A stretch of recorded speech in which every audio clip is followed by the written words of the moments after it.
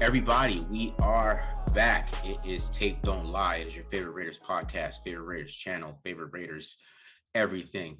We are back. You guys already know what to do. Subscribe. If it's your first time here. You know what I'm saying? If you hit the like button if you like it, hit the dislike button if you dislike it. We like all engagements, like we always say. Hit the like button. If you want to comment, leave a comment. If you don't like it, leave a comment. You love all engagement. Make sure you follow us on Twitter at the Mark John NFL for me, and at BD Williams 18 for BD. Make sure you hit iTunes. I know somebody like this on iTunes. Hit the subscribe button there for Silver and Black Pride podcast, as well as Spotify, and download there. Also, last but not least, of course, that Manscaped. I know some guy commented he's never buying Manscaped. That's all right, man. You got to support. It's okay. You got to buy the Manscaped for the people who are. Go ahead to manscaped.com, discount code TDL, and hook your dad up. You know what I mean? Like, I don't, what I'm saying? It ain't gotta be for you guys. You ain't gotta do it. You know what I'm saying? Hook your dad up. Your dad might appreciate it. Or what I'm saying? Like I said, for the ladies that's listening, hook your man up. You know what I mean? So a lot of crazy stuff going on, guys. We got a mailbag episode today. But of course, there's some wild stuff that happened, obviously. Definitely going to talk about that. Henry Ruggs had a horrific DUI incident that ended up, killing a young lady who's 23 years old. Very sad news. Very inexcusable type of stuff. You know what I mean? Like, he's definitely irresponsible on the side of Henry, especially going 156 miles per hour, all that crazy stuff. So, the Raiders, they lost another. It's another big thing happening to the Raiders. I think this is bigger than the Gruden thing, though, in my opinion. I think the Gruden was right. A little bit lighter. This is like life and death type of stuff. Henry Ruggs is lucky to be alive. He's in a wheelchair today going to the court, so that tells you. Who knows? Even if he wasn't drunk, he got in that reckless accident, he wouldn't be playing the rest of the year. It looks like so. Who knows? People say his career is over. I don't know about that, in my humble opinion, but his career's got to be over, bro. He's gonna be locked under the jail for like at least 10 years minimum. I think he gets 2. I think he gets like 2. He's got a good lawyer. He's gonna get 2. I'd be surprised. First time offense, good lawyer. He's got money. He'll get 2. I think he'll get 2. It'll be enough where he'll be young enough to come back in the NFL, and somebody's gonna give him a chance. Yeah, regardless, he needs to obviously pay, his debt to society or whatever. Yeah, for sure. It is, tragic, really tragic. And tragic stuff, man. It is. Yeah. But because my thing is like, Deshaun Watson almost got traded for, bro. Like, I think people think the NFL is a little too morally righteous than they think. I don't know if it's like that. So we'll see about his NFL career. I wouldn't be surprised if somebody gave him a shot. I wouldn't jump even that far, Yeah. But but it just wouldn't surprise me. Yeah. I understand what you're saying, but obviously we shouldn't even be talking about Henry Ruggs' football career. For sure. There's a lot more that he's got to worry about as a man. Obviously he left behind. Not left behind. He's still alive, but he's gonna end up leave behind his daughter for a period of however long he's incarcerated. Yeah. For this, and he seriously injured his wife as well, or his girlfriend as well. Mm-hmm.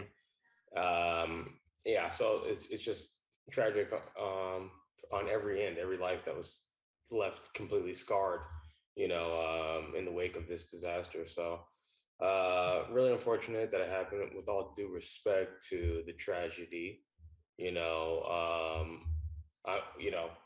understanding that this is like a really big thing. This is a football channel, right? Yeah. So I hope that people aren't, watching this and like, oh, how could these guys jump to football, and talk about like Zay Jones and stuff like that. But that's what this channel is about, and that's what our expertise is in. Is talking about football and X's and O's and stuff like that. And there's probably better people that could talk about, this crisis and what that means for Henry Ruggs and stuff like that. But where the Raiders taped it on live film channel, right? Yeah. Uh-huh. So we have a mailbag episode, but I do think it is pertinent to talk about what this offense could do missing Henry Ruggs. Like, who's going to step up? How is the offense going to augment itself? Losing, their deep threat. Yeah. They're gonna give Zay a chance. I mean, I think look, some people got mad at me on Twitter because I said that they only have three receivers. I'm like, well, I mean, they have got some guys in the practice squad, Yeah. but they're gonna give Zay Jones every single chance that he get. He's gonna get at least a couple weeks, and he's not gonna get pulled real quick. I think they're gonna give him a shot. I think Carr likes him a lot. I think Carr knows that he knows the system. I mean, he's been getting open this year. He hasn't really had a problem getting open, and he really hasn't had a problem getting open in his career. My whole thing is him catching the football consistently. That's always my thing with Zay, and why Zay hasn't really, didn't really hit in Buffalo, because he's got he got drop issues. It's not that he can't get open. He just got drop issues. It's not that he doesn't have the work ethic or, the type of thing. And I think he'll be a fine fill-in. I mean, he's not going to have the talent that Henry Ruggs has, of course. He's not going to be that type of player or that dynamic, but I think Zay is. I mean, he's solid enough. I think they just got to, if Darren Waller's coming back, they got to just kind of go back to what they used to do, and kind of just feed Waller a little bit more than they used to. And they still got Renfrow there, and they still got Brian Edwards. So I mean, there's three guys right there. I mean, Patrick Mahomes wishes he had three guys. So I don't think it's the end of the world, to be honest, because we don't know. I mean, if they pick up Deshaun Jackson, I mean, it's not going to be. He's not a drop off from Henry Ruggs at all as a player. So, and even he's 34. I mean, he still could do what Henry Ruggs was doing at a pretty high level. So we don't know what they're going to do with the receiving room, but I think going into this game with the Giants, I think they're going to roll with Zay, and they're going to give him a shot, and he's going to be he's going to be the Z or the X or whatever they want to put him, or whatever they want to do. But one thing that is interesting, though, that I really haven't highlighted on the show too much, is how much Greg Olsen is using Hunter Renfrow outside. Hunter Renfrow against the Eagles, he lined up wide 55% of the time. And then against the Broncos, he was 50%. And he's never been over 50% ever in his career. So I thought that was interesting. And I think that might be something that might be highlighted a little bit more going forward. Who was lining up in the slot then more often? I would say Ruggs and Edwards. Ruggs and Edwards, really. Interesting. Yeah. And it's not that he's not. See, it's weird because it's not that he's not in the slot. Yeah. He's in a condensed formation by himself. So it'll be like a 3-by-1, but he's condensed. Right. So technically, it's the slot technically still. It's close. It's close. It's right. Close, right? So it's a little bit of like more of like a Cooper Kupp type of thing. You know what I mean? Like it's more they're using him like in a Cooper Kupp type of way. And Greg Olsen comes from Sean McVay. Yeah. So I think that maybe it might be him getting featured a little bit more too than we realize. So it might not just be like, I mean, Zay might be on the field more, but we might see Hunter Renfrow on the field more too, especially if they feel like Hunter Renfrow is more than just a simple shifty slot guy, and they feel like that he could be more than that. He could become a Cooper Kupp. So that's something to watch out for too. That's interesting analysis. I didn't think about that as far as like what we're seeing, difference in alignment and in the offense. So that, I mean, that's great. Thanks for it's a great little nugget right there. What I want to say about Zay Jones, okay. Is he a drop off from Henry Ruggs? Yes. Right. Doesn't have as much juice, but like that's basically everyone in the NFL when we're talking about Henry Ruggs, right? Yeah. But it's like, I don't think that he's going to be as good as Nelson Aguilar, but I think it'll be like diet Nelson Aguilar. You know what I'm saying? Like he's going to have a connection with Carr. You're going to see some clutch plays from him. You're also going to see some miscues, some drops or whatever it is from Zay Jones. Yeah. But it might be a little bit of a roller coaster, but there's going to be highs for sure. Mm-hmm. There's going to be times where it's like, okay, Zay Jones, great job, right? So I think that people might be sleeping on him a little bit. Watch out for Zay Jones. And we've seen, like, you know, after the Gruden thing, we saw some guys with their concentration be shaken. You remember Brian Edwards, right? Yeah. But who was locked in that game though? Hunter Renfrow. Hunter Renfrow, yeah. Hunter Renfrow is going nuts. Like, to your point about featuring Hunter Renfrow, we've seen him, you know, be able to keep his focus despite, you know, a big mental obstacle for them to come over. This one's even bigger this time. Yeah, we're gonna find out a lot about this team. So many of his teammates from college, like, you know, Drake and Jacobs and Leatherwood. There's probably a couple, maybe like one or two more in there, but so many of his teammates from college obviously have known him for a long time. The people that Henry Ruggs has been around, you know, in his career and made strong relationships with, you know, they're going to be affected by this on both sides of the ball, whatever it is, even if it's coaches, if it's people working behind the scenes. You know, everyone's got to be able to lock in and focus. So we're going to find out a lot about the Raiders for sure. Yeah, man. I mean, I agree with that, bro. I think people are sleeping on Zay Jones a little bit. Like I said, I mean, he's been getting open all year. He hasn't had. I mean, I thought he dropped that ball against the Bears that caused the interception on that play, but a lot of people will say he didn't drop it. They wouldn't count that as a drop, but I still think he dropped that. But I think that, you know, he's able to get open because he's open in that play. He beat Marlon Humphrey on the cover zero play. You know, he made a big catch this past 2 weeks ago against the Eagles. I'm not sleeping on Zay Jones. I think Zay Jones can get open, and I think that's all that matters. And I think that's a key thing in the NFL is, can you get open? And, you know, you'll take a couple of drops, I guess. I mean, that's how Aguilar is surviving in his whole career. And he came in here, and that's why he was able to build that trust with Carr, because he got open. So that's the key thing, man. As long as he can get open, we're good. Let's just jump into the questions here. All right. Mailbag episode. We appreciate everyone who sent us questions. We're going to try to get to as many of them as we can. The ones that especially are about, you know, some things that we could talk about with a good amount of expertise, because, you know, we're watching the film on these things. So the first one's for you, Marcus. This comes from Raider Nation for Life on Twitter. We appreciate you, Raider Nation for Life. He says, can you assess Brandon Parker's play with Olsen calling plays through 2 games? Haven't really seen him mess up all that much recently. Talking about Brandon Parker. I would say Brandon Parker, I mean, he's pretty up and down. I would say he's getting a lot of help. All right. So, I mean, they're chipping a lot. They're helping him out a lot. You're seeing a lot of chips any way possible they could help him.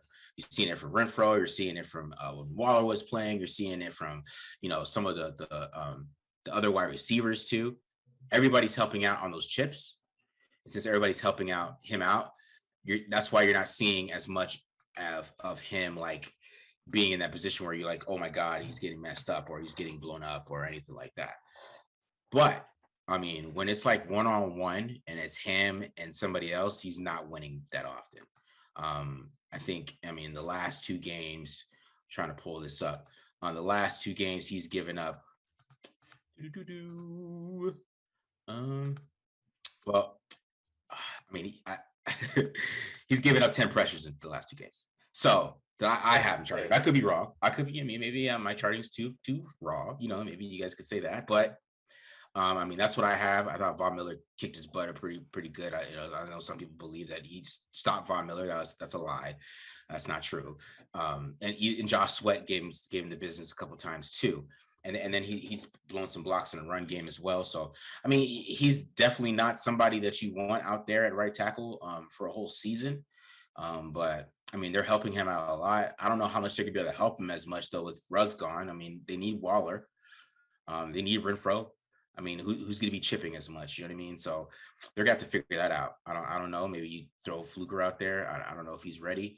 But it's something you got to think about because you're not going to be able to chip anymore. You're not going to be able to have those guys and have, you know, you need Waller and then the release basically. You know, we need them running routes at this point. So. Right. All right. Let's jump into the next one. This one is from Shashi. I don't know if I'm pronouncing your name right, Shashi. He's always hitting us up on Twitter. Great follow right there. Follow Shashi Jairam on Twitter. He asks, very happy about the defensive improvements. What can the Raiders do to shore up their run defense without taking away from their pass rush? All right, so this is about the Raiders' run defense. I mean, I don't know what to say about this. Gus Bradley doesn't emphasize it. He wants a penetration style defense. It's going to create some splash plays, tackles for loss, but sometimes there's going to be big run lanes. It's boom or bust in the run game. That's just the way this defense is designed. Like they're not going to ever emphasize stopping it, especially if it takes away from their pass rush. And right now, what the Raiders are doing best on defense is rushing the passer. Why? Because everyone's focusing on getting upfield so quickly, right? That's why they're rushing the passer well. So taking like stopping that, getting them out of that mindset of constantly attacking, that's just going to hurt the pass rush. They're not going to do that. Gus Bradley won't do it, just from this last watching him for like the last 3-4 years and Chargers going through all that tape. He's not going to sacrifice the pass rush ever to stop the run, unless you're playing Derrick Henry, right? Yeah. Maybe if you're playing the Browns or something like that, right? Like, okay. But other than that, not going to happen. And like, look at what this defense has been able to do rushing the passer this year. Like it's night and day difference from like what it was last year. One of the things that we're going to have to sacrifice is going to be the run game. That's just the way it is. I would say though, Denzel Perryman. I wrote an article about how they kind of have a dilemma on their hands because he's such a good run player, but he just offers nothing in terms of pass coverage. So figuring out at some point when to sub him out of the game, even though he is like making such a big impact, especially just coming forward, right? Yeah. But I mean, that's also one of the things. You take him out of the game, now all of a sudden, I think the run defense would also take a big hit. There's a lot of plays where he's saving it, So yeah. Okay. So that's having a linebacker who can do that, get off blocks. When these offensive linemen are going to be coming up, that's just the way this defense works. Offensive linemen get up on linebackers. They got to be able to beat blocks. Denzel Perryman doing a great job of that. So as long as teams are in it and they're running the ball, Denzel Perryman, he's going to be part of that solution. All right, let's jump to the next one here. This is coming from Tier on Twitter. He says, should the Raiders try to upgrade the O-line by giving Martin and Fluker a shot? What do you think? He's also asking about the trade. We obviously didn't do this episode until after the trade deadline is passed, right? So he's also asking about, maybe a trade, but let's just talk about what the Raiders can do with Martin and Fluker if those guys deserve a shot at this point. Martin's not getting the shot, so I'm kind of gonna let that go. As much as I would like for that to happen, it's not gonna happen. So they're gonna roll in with James all year, whether they like it or not.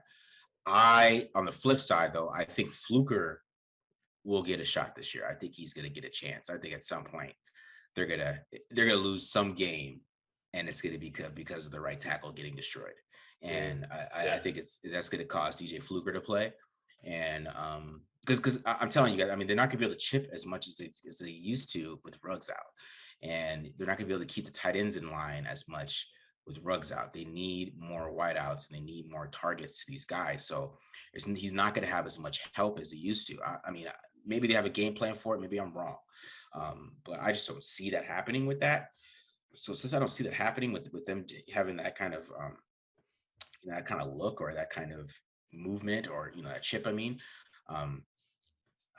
I expect DJ Fluker to play at some point, and Fluker's not bad. Fluker's a good player. Yeah.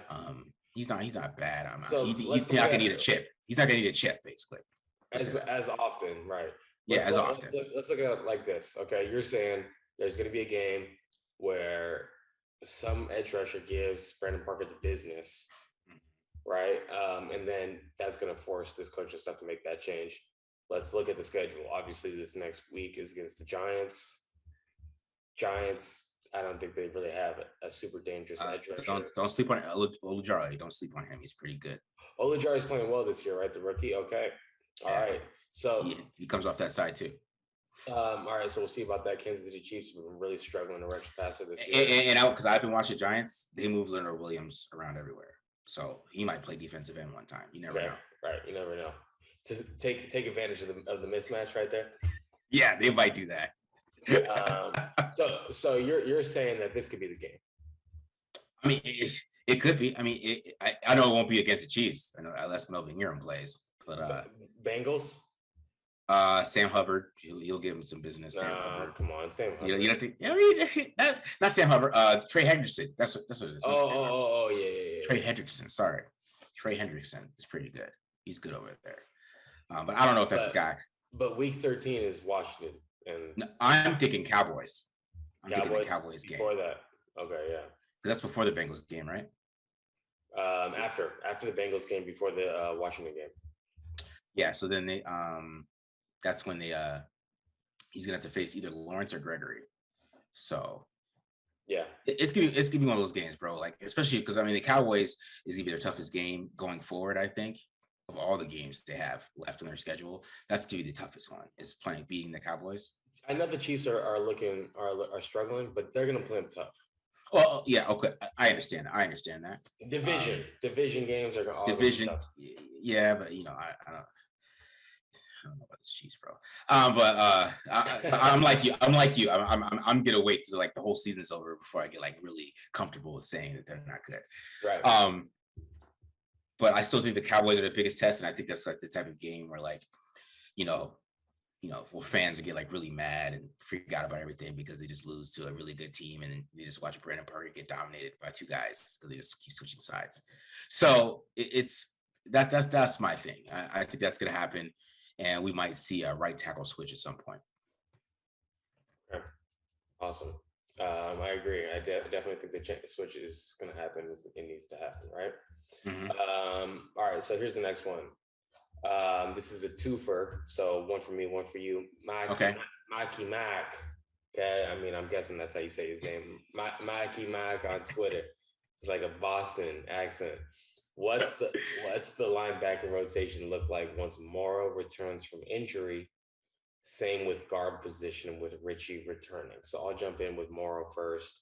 I know that his status is still up in the air because he suffered some kind of lower leg injury and he's been on IR this entire time. We're not really hearing, at least I haven't heard a lot of news about what his injury is and like when he'll come back from it or whatever, right? Yeah. Excuse me. So I don't know if Morrow is, because when I did come up with that idea where I'm like, well, when Morrow comes back, pair him in Morrow, there's going to be a rotation there. Some people were like, is Morrow even going to come back? So it's not for sure. But if Morrow does come back, I definitely think that he's going to be, at the very least, come in on 3rd and longs to start, and kind of let Denzel Perryman continue to play these rundowns, early downs. The way he's playing it, but definitely, a 2nd and long against a team that passes on 2nd and long a lot. 3rd and longs, that's going to be Morrow. Whenever he does return, that'll be Morrow's time to shine out there. What about guard with Richie? Do you think he's going to get in the rotation?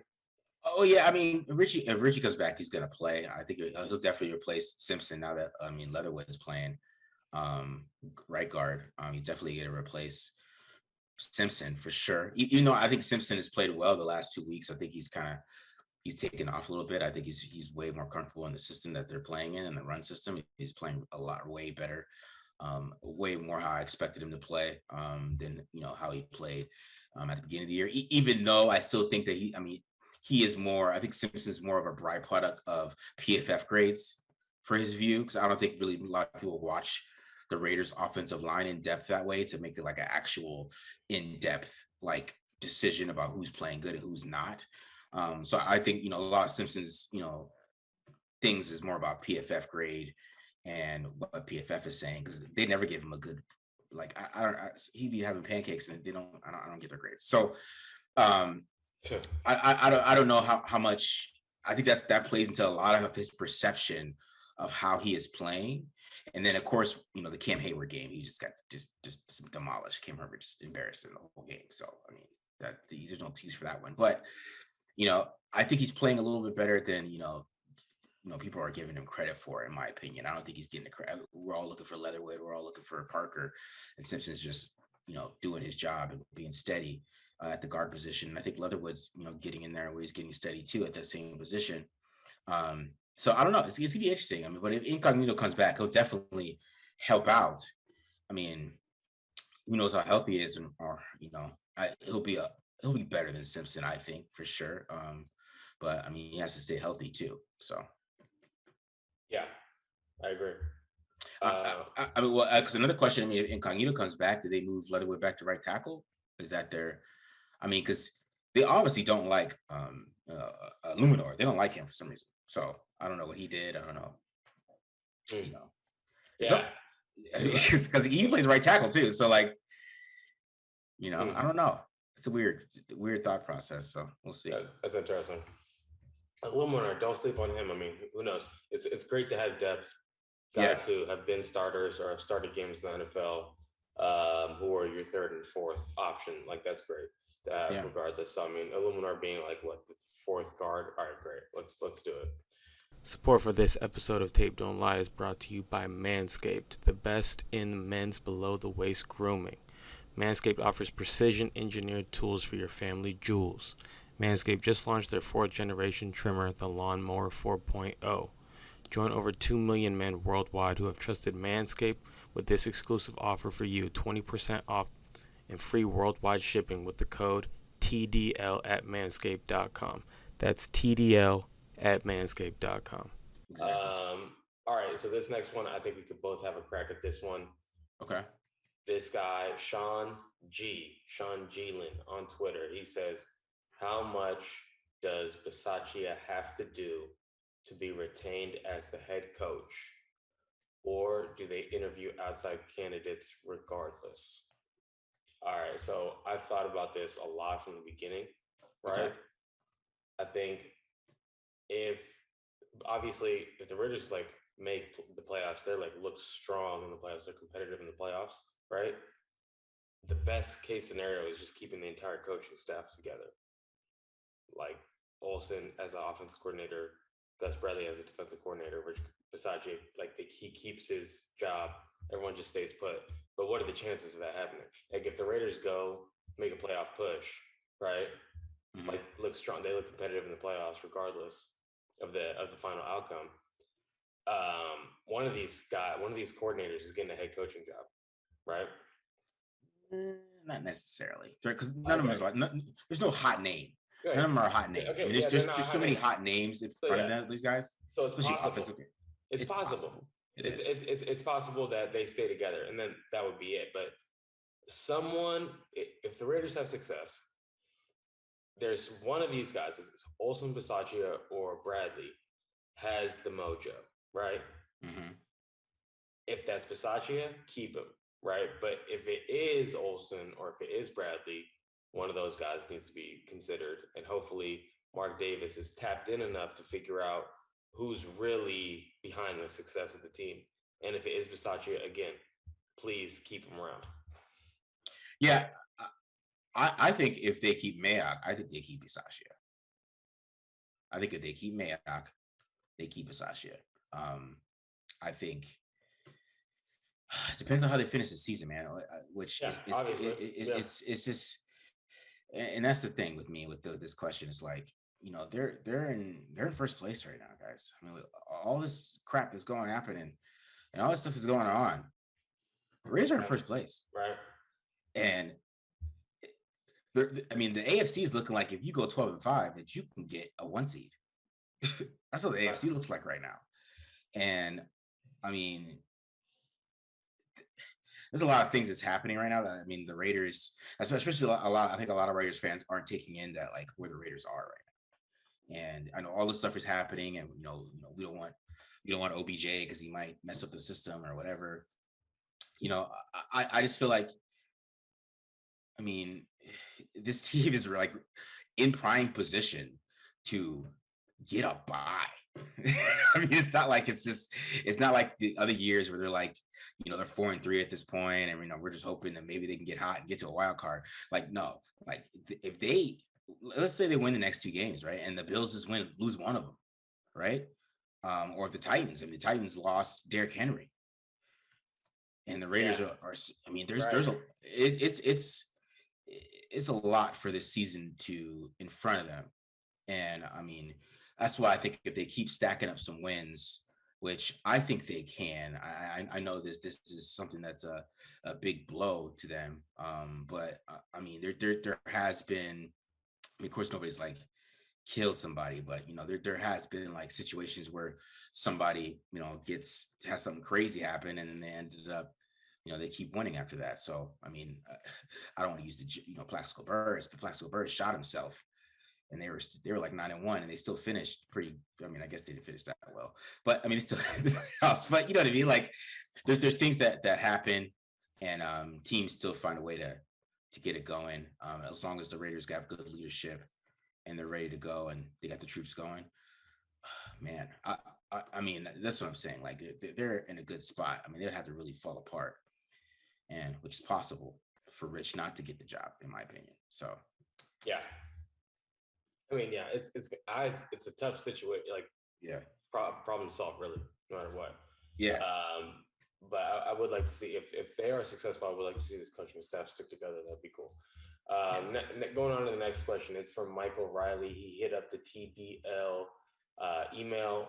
Okay. And he says, how to avoid the usual second half free fall.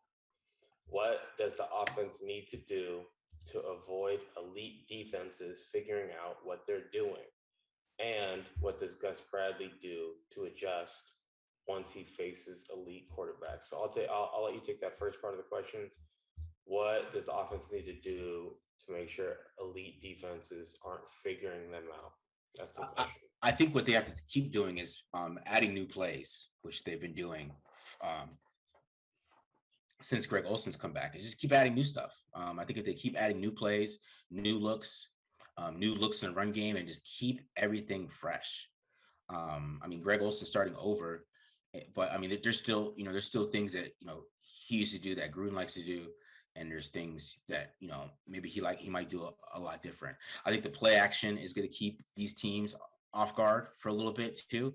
I think it's going to be hard for, teams to figure out exactly what their play action game. When do we come up? Do we not come up? How much do we respect it? Do we not respect it? Do we, that kind of thought process is going to go into defenses' minds. And they just have a lot more to worry about. I mean, before the previous years, I mean, Gruden had his go-tos on third down. I mean, he never really differed from those certain third downs. He was calling certain plays on third down all the time. And, teams knew that by the time they got to like week 11, week 12. We haven't seen that type of,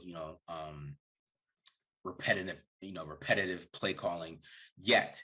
I don't know if that's ever to get there, but I think that's what's going to keep this team fresh, especially the run game. I think the run game versatility, which is part of the main reason why this team has fallen off the cliff the last couple of years, is because they were a running team that could not run the football at all at the end of the year. I think even in 2019, they were like 30th in DVOA in the last 8 games of the season. And the same thing happened last year. So as long as they can run the football, and it gets colder, guys, because that's the key to everything.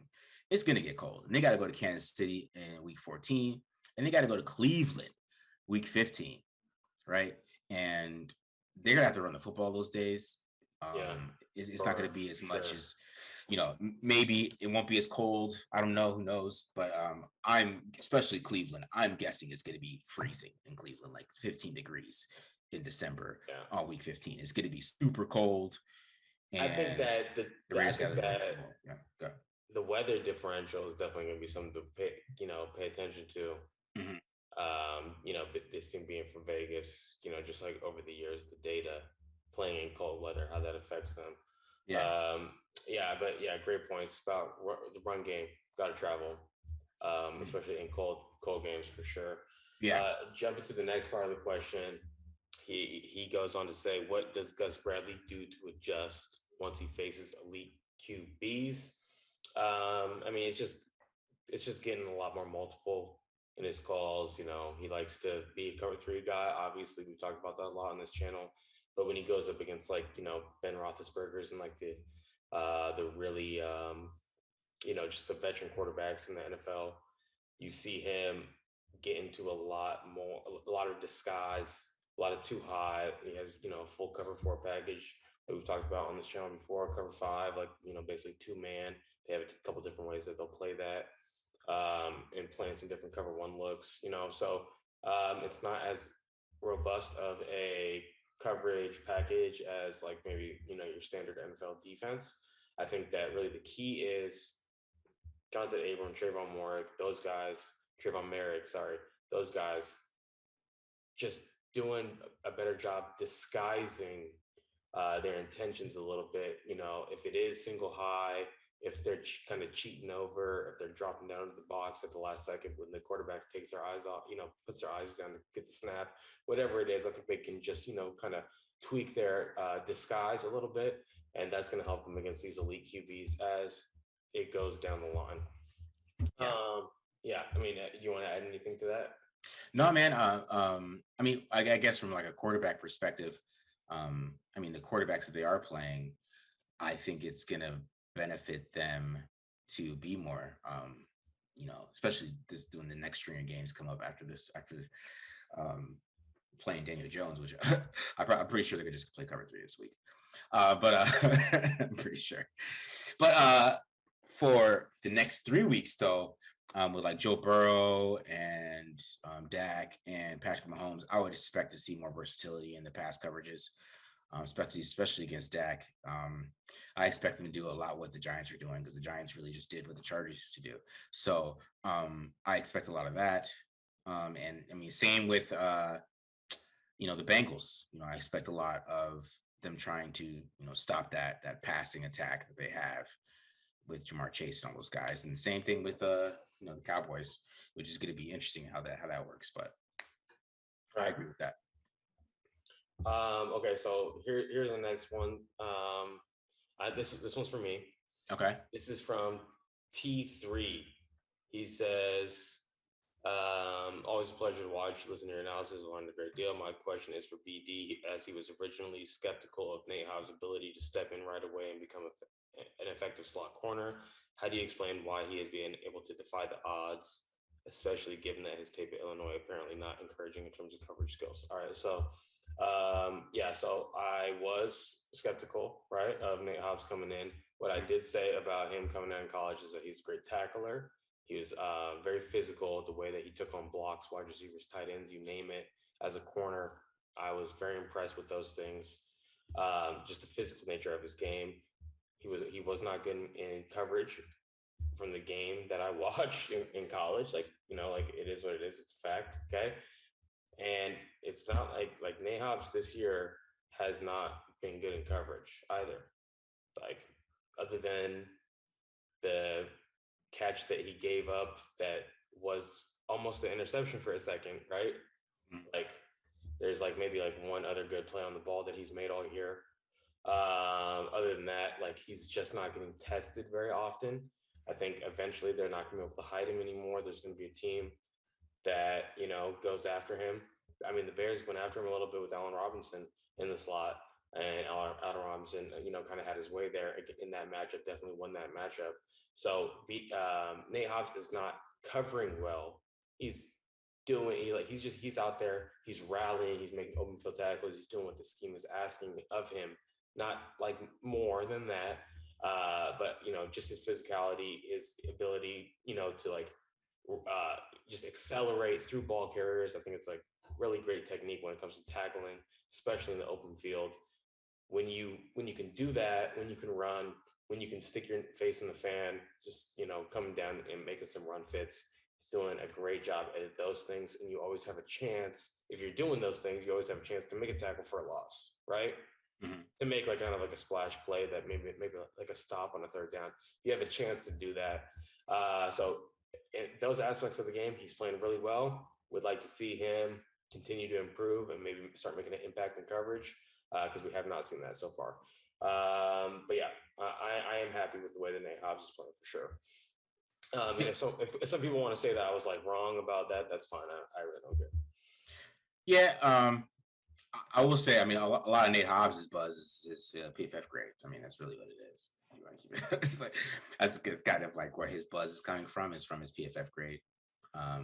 And PFF with coverage grades too. If the guy makes a good tackle on something, that's gonna help his coverage grade. So that has a lot to do with his coverage grade with the way he's playing. So, but you're right. I mean, we'll see how. I mean, I mean, that's what I'm saying. We're gonna get to these good pass offenses. We're gonna see how good the secondary really is, to be honest. And we're gonna get to, once we get to play the Tyler Boyds and CD Lambs.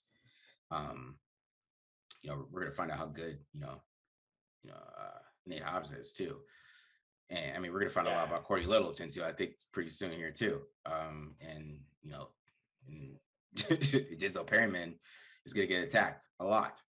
So I would expect that to happen more often on this defense. It's them to attack the inside and attack Nate Hobbs and those dudes. So we're gonna find out how good they are pretty soon here. For sure. Last one is a pretty funny one, pretty cool one. So Miguel Martinez says, how did you guys meet and get the idea to create Tape Don't Lie? Oh, that's a good one. All right. I just saw Marcus doing his thing on Twitter one day, and I hit him up, DM'd him, and we just started, talking about football together. Right? Correct me if I'm wrong. Am I you're right. You're 100% leaving anything out there? And then, at that point, once we were talking about football regularly, we just decided, hey, we might as well make this thing into a more regular kind of thing on YouTube. Kind of just have these conversations about Raiders football, scheme, X's and O's. Yeah. Anything you want to add on that one? No, not really, man. I mean, it's basically it. We watched Nelson Aguilar together, and right. Yeah, and then basically kind of took off from there. It was basically how it happened. And we just kind of put this together, and we had that first episode. We kind of just did a little film breakdown on some stuff, and now we're just grinding and trying to get better every single day at some of this stuff, learn more coverages on my side. So that's what we're doing, I guess, man. And kind of just took off. It's kind of just, that's basically what happened. Right. I put double and check downs in there, and now everybody wanted to see what I was talking about. Yeah. You had that viral tweet. You put TDL on the map with that viral tweet. Oh, okay. God. And it's always funny because if I would have put like, oh, the Patriots are playing cover 7. Look at this, play this man match cover 3. Whatever. Play 3-man match. That would have 2 likes. Yeah, right. Me and BD probably still have 2K subscribers or some shit. Sorry, I said my bad. It's true though, man. That's funny. That's funny. But, all right. I think there's a couple other things. I don't know how much we want to jump into them. Okay. Peterman got released. Yeah, he's back on the practice squad though. I think they needed some space. They needed to get some players up there. Need some space for sure. It's a waste of a roster spot, honestly. Like going to the game with 2 quarterbacks activated. It's ridiculous. Right.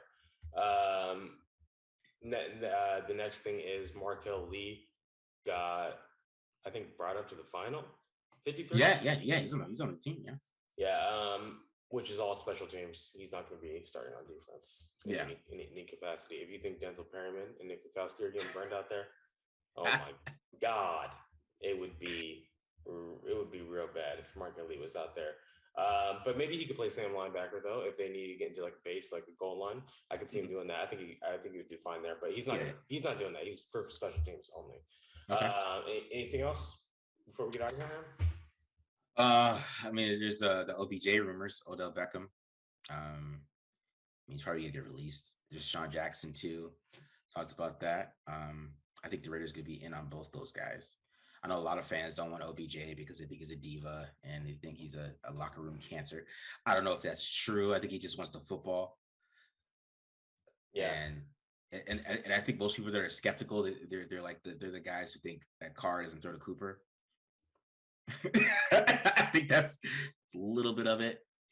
Some guy said something to me about like somebody's gonna make a video of Carr missing Beckham, and I'm thinking like, I mean, I don't know about that.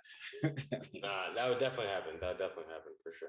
But somebody thinks, but who has all 22 like in Raiders Twitter besides like me and you and Ryan Holmes? Yeah, I mean, I don't know, but you're not to be one of us at this point. Yeah, but like Odell Beckham, that would be filthy, right? Like that would be filthy. I'll be excited because I know, because if you guys, because that's the thing. Like I know a lot of people don't. They he has a lot of misconception about him, especially playing with Cleveland. People think he drops the football. I mean, I don't know. I should do a tape breakdown because there's the tape. He's still got it, bro, and he's still got the great hands. He still can make plays, and he gets open. And he's I think the biggest spot that he would help the Raiders is our red zone, because they would have somebody that can get open at all times, one-on-ones, right? And you felt comfortable with him against any corner in the NFL of him winning that one-on-one, or him making the play, or him making that jump ball, or that's what I think. I think he would unlock Carr a lot more than people think. I think it would be like a Stephon Diggs with Josh Allen type of thing. Yeah, for sure. I think that the possibility is there for that to happen. I think for some reason Baker Mayfield has kind of devolved into like a see it, throw it quarterback instead of like throwing with anticipation and timing. Mm-hmm. But we have actually seen Carr improve in those areas over the years, over the last few years. So I think there's no question Odell Beckham would be very productive, like explosive, threat in this offense. Mm-hmm. Like if he played for the Raiders, like he's taking a slant to the house, like he's going to be able to do that, right? Like the kind of player he is, right?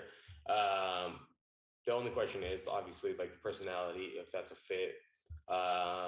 Maybe there is a team out there that is a great fit for Odell Beckham and his personality or whatever it is.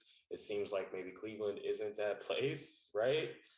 I mean, well, let me add some. I'm gonna add some context to him being mad in Cleveland. So I know it's a lot has to do with Baker not throwing him the football, which is true. And Baker like missing him or whatever people want to say. Is it true? That video was a little. I mean, Darius Slay and Chris Harris said that they legitimized the video, but I thought some stuff in that video was a little crazy. I mean, he was open on some of them, but like some of them there was like where like there's a safety dropping, and like it would have been a tight window. He would have like anticipate that, like he's like, some high level anticipation throws that he would have to do. So yeah, I think there's some legitimate to that. But I do want to give an example of a wide receiver who's upset in the system before, and his name is Stephon Diggs. That's why right. Stephon Diggs was in Kevin Stefanski's system in 2019. And all he did all year was cry about how he's not getting the football and how he's not getting the throws and all that things and all those type of things that was happening until he got moved, right? And then he got moved, and now he's not Devo no more. Yeah. So, because I don't think Odell Beckham's not like an off the field dude. He's not like a bad guy that way. I mean, it's more like he's more of a guy. He's a little arrogant, and he thinks that he deserves the football. And yeah. Don't like a guy like that, I guess you don't, but here's my thing though. Okay. This is abysmal. Oh my gosh. But Odell Beckham right now, he's only played 6 games. Okay. He's been hurt, banged up in at least 2 of those games. Like he's only been like played a full 4 healthy games. So far this year. Okay. Yeah. And he's leading the Browns in targets. So obviously like he is being targeted more than any other player out there. Yeah. At the same time, whatever you want to say from these, like, we don't know the progression, and it seems like Stefanski is very progression oriented, more so than designing plays to get this a star talent, the ball, which doesn't make any sense why that would be a thing. But clearly, like that's just the way his offense works. So yeah, like I'm not saying anything bad about Odell Beckham when I'm saying his personality clearly like it's not working for him in Cleveland. Mm-hmm. He just got to find the right locker room. And I agree. Like even with Stephon Diggs, yeah, the way he's being used, yeah, now he's not a diva anymore. But you could say that it doesn't have to be necessarily about like the way that they're being used. Maybe they just need to be in a locker room, right, where they're 100% on board, and it's okay if they're not getting targeted as long as they're winning. Yeah, that's true. That's true.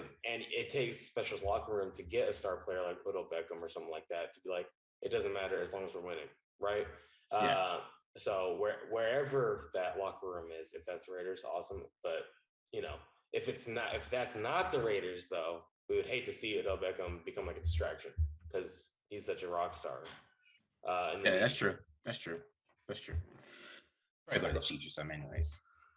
Yeah, hopefully he goes to Chiefs and just like, why am I not getting the ball? I'd love to see that. They just hang a safety on top of him at all times, and Patrick Mahomes escapes from a clean pocket, and Patrick Mahomes is stressing right now, man. He's stressed. The Giants just had they were disrespectful to him. It's kind of funny, actually, and he just kept doing. He just kept going. He didn't stop. He wouldn't take the check down. He just refused. I mean, there's sometimes they'll leave a check down with like 15 yards to run. All Patrick had to do was throw it to the guy. That guy could have ran like 16 yards before anybody got to him. Right. And he still chucked the D. So, yeah, that's funny. They're in trouble, bro, over there. Anyways, but yeah, that's just my thoughts. I maybe he could be. I don't know. You know what I'm saying? I think that they should. It's more because they're number one, first place in the AFC West. They're number two in the AFC, and if they add a player like Beckham, they could go boom. that's just how I'm looking at it. That's my thought process. They want to pass the ball, right? Yeah. They have proven that they can get, got multiple mouths the ball, and feed them and feature them depending on like what the matchup is. They've proven that. I think the offense, like the player, it makes sense. Like from that perspective, if it was just Madden and we're just plugging Odell Beckham into the offense, like, oh yeah, we're gonna go nuts with this, right? Like, so I agree. Like the player, it makes plenty of sense. Yeah, I agree. But I got nothing else, bro. We're good. All right. So that's it from Tape Don't Lie, Raiders Film Channel. We appreciate everyone for tuning in. Thanks for catching up with us. Follow us on Twitter at BDWilliams18 is my Twitter handle. Follow Marcus at the Mark John NFL. Also, make sure you enter the promo code TDL at Manscaped for 20% off plus free shipping. It helps support the channel. Also, get yourself a holiday gift for someone that you care about. That's it, Raider Nation. We appreciate everyone for tuning in. Hope that you enjoyed this mailbag episode. As always, be cool.